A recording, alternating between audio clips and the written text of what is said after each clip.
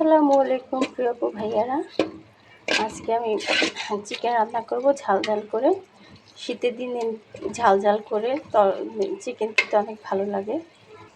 আমি একে একে সব মশলাগুলো দিয়ে দিচ্ছি। হলুদ গুঁড়ো, মরিচ গুঁড়ো, ধনের গুঁড়ো, জিরের গুঁড়ো, গরম মশলা, তারপর হচ্ছে মাংসের মশলা আর আদা রসুন বাটা, পরিমাণ মতো লবণ, সব কিছু দিয়ে আমি এখন কষিয়ে নেব ভালো করে।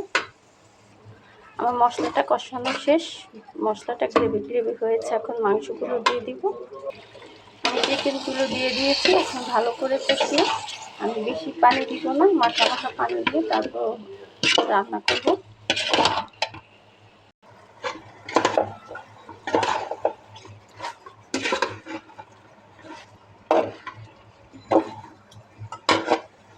আমার মাংসটা কষানো শেষ, আমি এখন পানি দিয়ে দিব।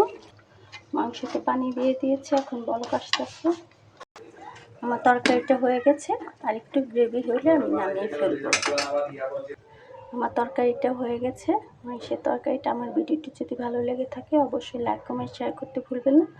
আর আমাকে বেশি বেশি করে সাপোর্ট করবেন, ভালোবাসা দিবেন, আর আমার পেজটাকে ফলো করবেন, আর আমাকে ভালোবাসা দিয়ে আমার পাশে থাকবেন। আসসালামু আলাইকুম, আল্লাহ হাফিজ।